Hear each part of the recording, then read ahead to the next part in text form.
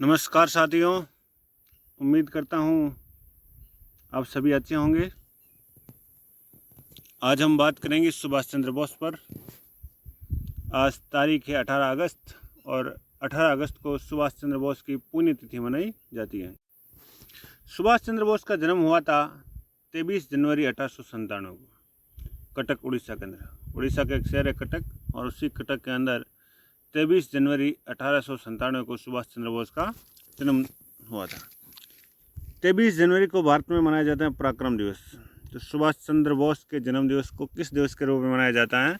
पराक्रम दिवस के रूप में मनाया जाता है। सुभाष चंद्र बोस के पिताजी का नाम था जानकी नाथ बोस और इनकी माताजी का नाम था प्रभावती दत्त बोस। माताजी का नाम प्रभावती दत्त। सुभाष चंद्र बोस नेताजी के नाम से भी जाने जाते थे। सुभाष चंद्र बोस को एक उपाधि दी गई थी और वो उपाधि थी नेताजी की। ब्रिटिश शासन सुभाष चंद्र बोस थे। नेताजी ब्रिटिश शासन के खिलाफ देश के स्वतंत्रता आंदोलन के प्रमुख सेनापतियों में से एक थे। 1920 में बोस ने सिविल सेवा परीक्षा उत्तीर्ण की, लेकिन भारत में राष्ट्रवादी उथल पुथल के चलते अप्रैल 1921 में वे भारतीय सिविल सेवा से इस्तीफा देकर वापस भारत आ गए और महात्मा गांधी के असहयोग आंदोलन में शामिल हो गए। सुभाष चंद्र बोस ने 1920 के अंदर भारतीय सिविल सेवा परीक्षा उत्तीर्ण की थी और अगले वर्ष अप्रैल 1921 में उन्होंने भारतीय सिविल सेवा परीक्षा से इस्तीफा दे दिया और वापस भारत आ गए। और भारत आने के बाद में उस समय भारत में जो महात्मा गांधी द्वारा असहयोग आंदोलन चलाया जा रहा था, उस असहयोग आंदोलन में शामिल हो गए थे। सुभाष चंद्र बोस तो वो स्वामी विवेकानंद की शिक्षाओं से बहुत ही ज़्यादा प्रभावित थे। किसकी शिक्षाओं से प्रभावित थे? स्वामी विवेकानंद की शिक्षाओं से बहुत प्रभावित थे और स्वामी विवेकानंद को अपना आध्यात्मिक गुरु मानते थे। तो सुभाष चंद्र बोस के आध्यात्मिक गुरु कौन थे? स्वामी विवेकानंद। जबकि चित्तरंजन दास उनके राजनीतिक गुरु थे। तो आध्यात्मिक गुरु तो हुए विवेकानंद और राजनीतिक गुरु हुए चित्तरंजन दास। दिसंबर 1921 में बोस को प्रिंस ऑफ वेल्स की भारत यात्रा के उपलक्ष्य में आयोजित समारोह का बहिष्कार करने के कारण गिरफ्तार कर लिया गया था। दिसंबर 1921 के अंदर प्रिंस ऑफ वेल्स आए थे भारत और उसके स्वागत के लिए समारोह का आयोजन किया गया था, लेकिन सुभाष चंद्र बोस ने समारोह को क्या किया था? बहिष्कार किया था। और बहिष्कार करने के कारण सुभाष चंद्र बोस को क्या कर लिया गया था? गिरफ्तार कर लिया गया था। जैसे सुभाष चंद्र बोस गिरफ्तार हुए, बाद में 1925 में और आंदोलन चला और आंदोलन के तहत सुभाष चंद्र बोस को मांडेल जेल भेज दिया गया था। 1925 में सुभाष चंद्र बोस को वापस गिरफ्तार करके कौन सी जेल में भेज दिया था? मांडले जेल में भेज दिया गया था। और उसी मांडले जेल में सुभाष चंद्र बोस तपेदिक नामक बीमारी से क्या हो गए थे? ग्रसित हो गए थे। फिर जेल से छूटने के बाद सुभाष चंद्र बोस ने 1930 के मध्य दशक में उन्होंने यूरोप की यात्रा की थी और वहाँ उन्होंने शोध किया और शोध करने के बाद में एक पुस्तक लिखी थी, द इंडियन स्ट्रगल। कौन सी पुस्तक लिखी थी? The Indian struggle. और द इंडियन स्ट्रगल का जो पहला भाग था वो उन्होंने यूरोप में लिखा था। कहाँ पर लिखा था? यूरोप के अंदर लिखा था। 1938 में कांग्रेस का अधिवेशन हुआ था और वो अधिवेशन था हरिपुरा अधिवेशन। 1938 में कांग्रेस का कौन सा अधिवेशन हुआ था? हरिपुरा अधिवेशन हुआ था। और हरिपुरा अधिवेशन, कांग्रेस के हरिपुरा अधिवेशन में सुभाष चंद्र बोस कांग्रेस के, भारतीय राष्ट्रीय कांग्रेस के अध्यक्ष चुने गए थे और अध्यक्ष चुने जाने के बाद उन्होंने राष्ट्रीय योजना आयोग का गठन किया था।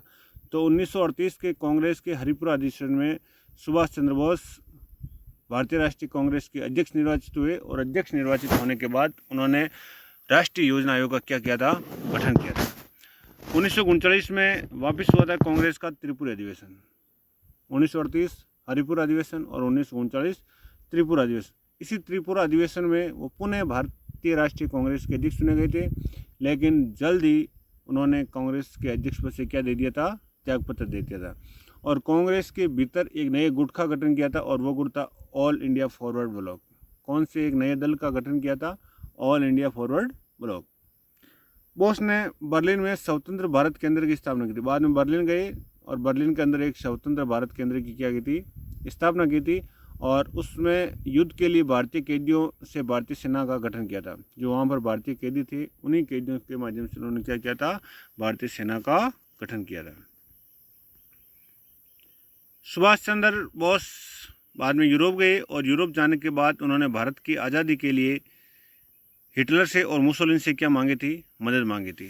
यूरोप में सुभाष चंद्र बोस ने भारत की आज़ादी के लिए किससे मदद मांगी थी? हिटलर और Mussolini. Azad Hind radio. Azad Hind radio का आरंभ सुभाष चंद्र बोस के नेतृत्व में 1942 में जर्मनी में किया गया था। 1942 में सुभाष चंद्र बोस ने आज़ाद हिंद रेडियो का क्या किया था? आरंभ किया था।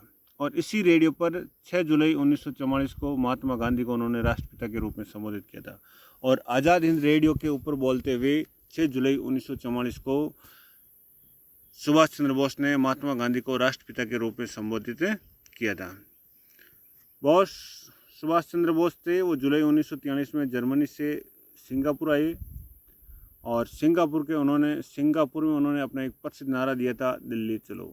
कौन सा नारा दिया था? दिल्ली चलो। और वहीं पर उन्होंने 21 अक्टूबर 1943 को आज़ाद हिंद सरकार की तथा भारतीय राष्ट्रीय सेना के गठन की घोषणा की थी। और वहीं सिंगापुर में उन्होंने आज़ाद हिंद सरकार और भारतीय राष्ट्रीय सेना के गठन की क्या कर दी थी? घोषणा कर दी थी। ब्रिटिश शासन का मुकाबला करने के लिए बोस ने आज़ाद हिंद फौज नामक सैन्य रेजिमेंट का नेतृत्व किया था। अब सुभाष चंद्र बोस ने ब्रिटिश शासकों का या ब्रिटिश लोगों का मुकाबला करने के लिए एक सेना का नेतृत्व किया था और वह सेना थी आज़ाद हिंद फौज। कौन सी सैन्य रेजिमेंट थी? आज़ाद हिंद फौज। इसी आज़ाद हिंद फौज में उन्होंने महिलाओं को भी शामिल करने के लिए एक रेजिमेंट का गठन किया था और वह रेजिमेंट थी रानी झांसी रेजिमेंट। कौन सी रेजिमेंट थी? रानी झांसी रेजिमेंट। सुभाष चंद्र बोस की मृत्यु हुई थी, उनका निधन हुआ था 18 अगस्त 1945 को। कब हुआ था? 18 अगस्त 1945 को। और कहाँ पर हुआ था? ताइवान में। ताइवान में एक हवाई दुर्घटना में उनकी क्या हो गई थी? मृत्यु हो गई थी। लेकिन किसी भौतिक साक्ष्य के अभाव के कारण उनकी मृत्यु क्या बनी हुई है? एक रहस्य बनी हुई है। 18 अगस्त 1945 को ताइवान में हवाई दुर्घटना में उनकी मृत्यु हो गई थी, लेकिन ये मृत्यु अभी तक क्या बनी हुई है? रहस्य बनी है। 18 अगस्त को सुभाष चंद्र बोस की पुण्यतिथि मनाई जाती है और उन्होंने एक प्रसिद्ध नारा दिया था, तुम मुझे खून दो मैं तुम्हें आज़ादी दूंगा। तुम मुझे खून दो मैं तुम्हें आज़ादी दूंगा। धन्यवाद। जय हिंद।